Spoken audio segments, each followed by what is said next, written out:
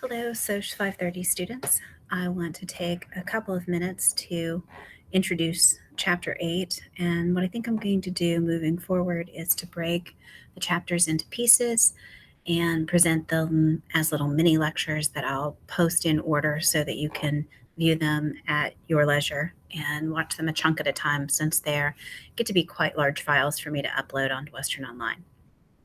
Okay, so today we're going to begin talking about other measures of association for categorical variables.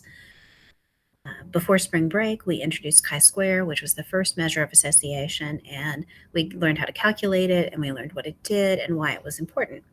So one of the things we talked about was that it gives us the ability to predict what's going to happen. And it's a measure of statistical association, which means that it allows us to see what happens when to a variable when there's a change in another variable that it's associated with or related to. Um, while chi-square doesn't do this, some of the measures that we'll talk about today, and there are 6 or 7 that we're going to cover in Chapter 8, will tell us a couple of additional things that chi-square doesn't give us. So chi-square can tell us whether the relationship is statistically significant or that association is statistically significant. But what we're going to learn today, some of them are going to provide us with some additional information like the strength of the association, and we'll have different thresholds for each statistic as to a weak association, a moderate association, a strong association, and so on. But it gives us a sense of how well we do predicting one variable by knowing the value of another variable. And we'll also talk about, for some of these statistics, the direction of association.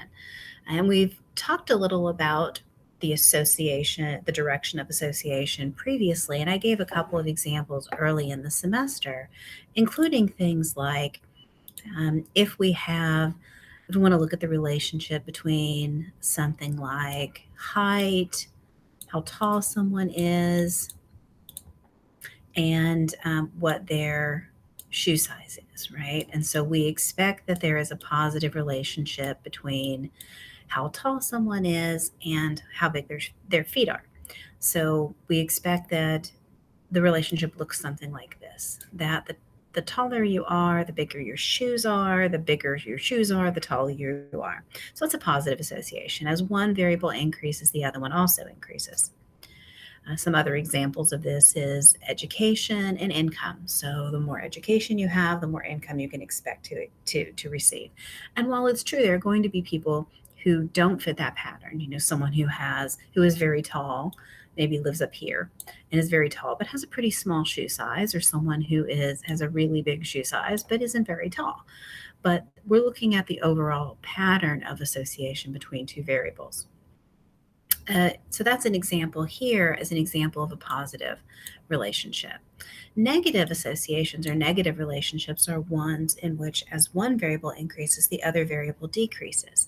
And one sort of classic example that we can talk about is that the number of children women have is associated with how much education that they receive. So the more education a woman receives, so the further that a woman goes out on this line, the fewer children she ends up having. So that number tends to go down. And what we see as a result of that is a trend line that looks like this. So women who have more education are likely to have fewer children.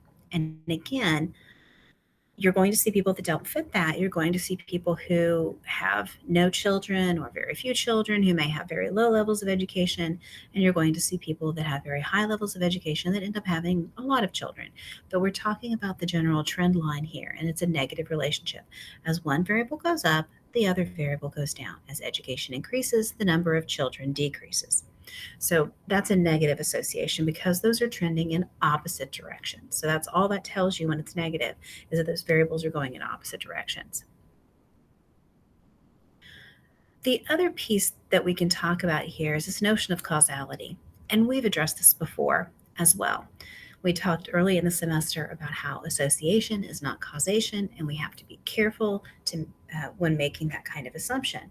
Just because two variables are related to each other, they tend to occur together, doesn't mean that they are causally connected, that one is causing the other to happen. The examples that we've talked about in class are things like ice cream sales and crime.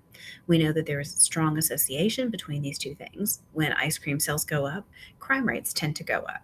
But it isn't that ice cream is causing crime or that crime is causing people to eat ice cream as a coping mechanism or something.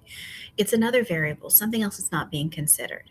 Sometimes these correlations are just random. We gave the example from class. There's a very strong association between the number of movies that Nicolas Cage makes in a year and the number of drowning deaths in swimming pools. Clearly, that has nothing to do with each other. Those are completely unrelated. So we need to remember we're talking about the strength and direction of relationships and whether that relationship is statistically significant or that association is significant, but that doesn't mean that one is actually causing the other thing to happen. So that's important to keep in mind as we talk about these measures of association. We'll also talk about proportional reduction of error measures. And what this does is it tells us how much better we do in predicting what's happening in our dependent variable by knowing what's going on in the independent variable. So if we ask somebody two questions, how much better do we do predicting what they answer on one of those questions by knowing how they answered the other one? So if we believe that there's an association between gender and attitude towards capital punishment, then we're going to assume that we can do a better job predicting how somebody feels about capital punishment if we know whether they're male or female or not. And so proportional reduction of error measures give us a proportional sense, a percentage of reduction of errors that we make if we know about this other variable or how somebody answered this other question. And we can talk about this as a decision rule. So if we know that someone is male, how many fewer mistakes do we make in trying to predict how they feel about capital punishment than if we didn't know that they were male? So knowing gender helps us to better predict attitude toward capital punishment.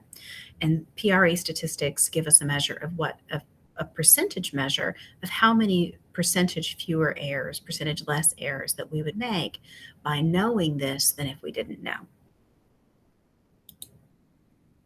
These are some of the statistics that we're going to use. We've already mentioned a couple of these. The measures of association is just a general explanation of what those do.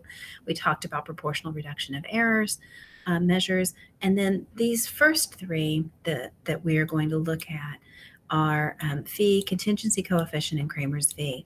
All of these are what we call chi-square based measures, which means that we take chi-square and put it into a formula for each of these statistical measures. And they're going to tell us more than chi-square can tell us alone. So phi or phi is a chi-square measure that works with 2x2 crosstabs. So my example of gender and attitude or support for capital punishment is a 2x2. You have two possible response categories in each one of those variables.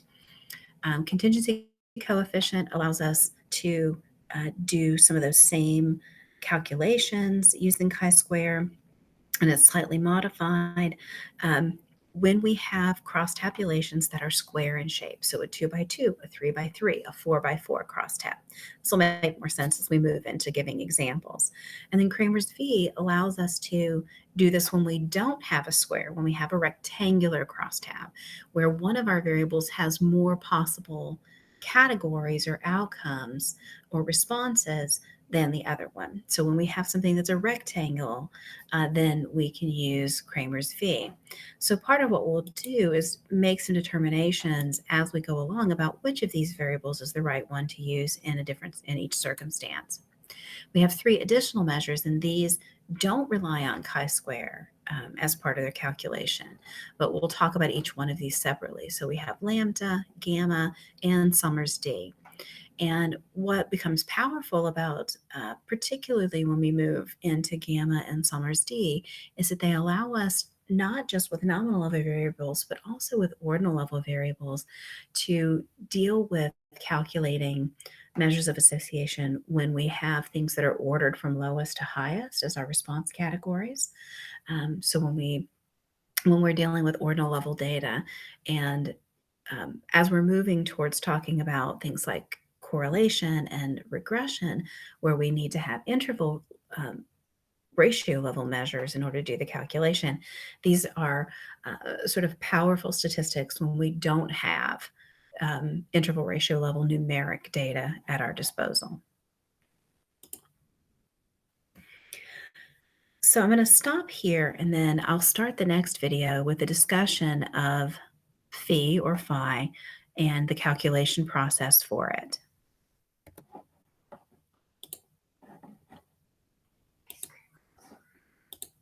Nah, it doesn't.